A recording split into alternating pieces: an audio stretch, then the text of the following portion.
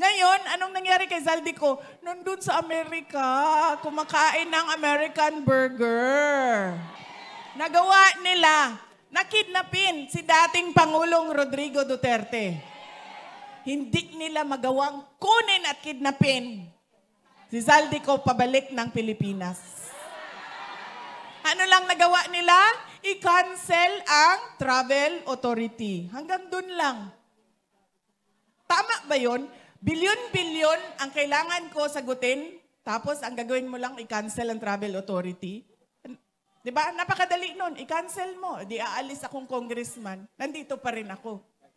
Non-stop ang pambubudol at sobrang kapal ng muka na parang hindi na nahihiya na binubudol yung mga Pilipino.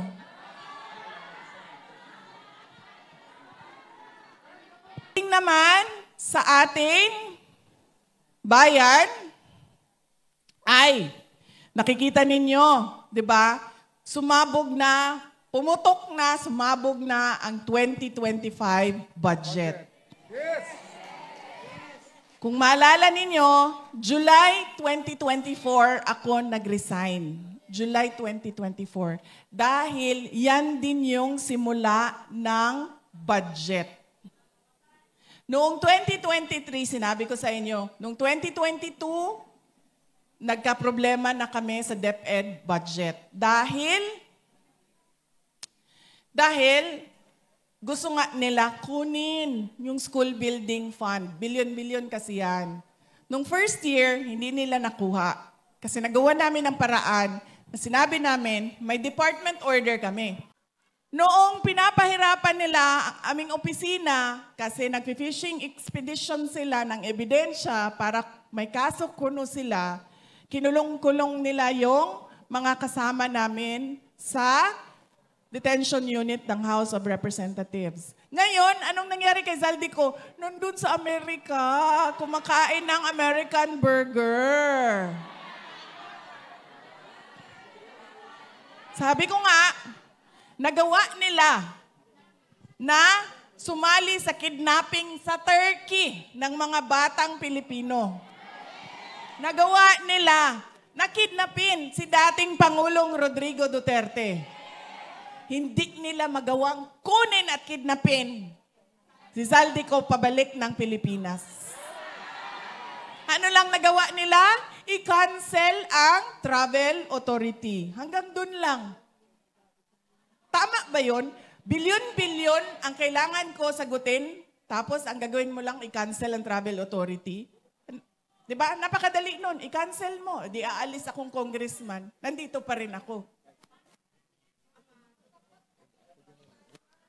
Oo. Sabi niya kanina, ibalik ang pera ng PhilHealth. So ngayon, inaamin mo na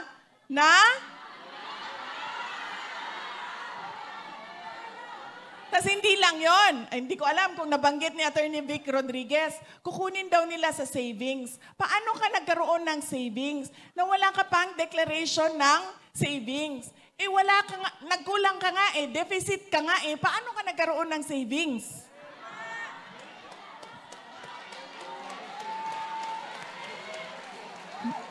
Non-stop ang pambubudol at sobrang kapal ng muka na parang hindi na nahihiya na binubudol yung mga Pilipino.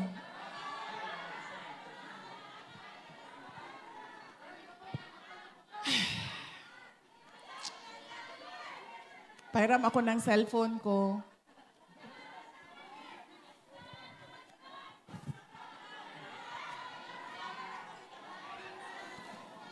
Ma'am. Yes, ma'am. Sa totoo lang, ma'am. Thank you, sir. Ay, sir. Gamitin ko lang yan para hindi mahulog ang cellphone ko. Yes, ma'am. Pero sabi ng anak ko, ma'am, this is so, mommy levels.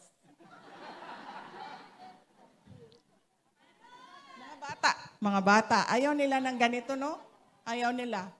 Pinipilit ko. Lagyan mo yan ng tali ang cellphone mo Kasi ilang beses na yan nahulog. Tapos isang beses nahulog. Oh, sinabi ko sa'yo, di ba? Lagyan mo ng tali ang cellphone mo. Tapos sabi sa akin, mga nanay lang ang naglalagay ng tali sa cellphone nila. Totoo ba ito, Mom? Bakit? Buwan yung mga bataan ni. May ganito, di ba? Kasi pagkatapos mo, ganyan ka lang, di ba? Tapos pagkatapos mo ng ganyan. Tapos, di ba sa kanila, hindi. Kahit nahirapan na sila dun sa malaki nila. Mas malaki pa yung kanila, di ba? Ganyan. Hirap na sila, ganyan. Dala-dala yung mga kape nila. Kape. Yung kape nila, yung cellphone nila. Ano pa yung dala-dala nila, ma'am?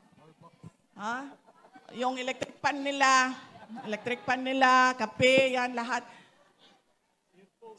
Lagyan mo ng tali para maluwang. Diba? Hindi talaga. Kasi nanay lang daw ang naglalagay ng tali sa cellphone. Ay, hindi na ako kilala ng aking cellphone.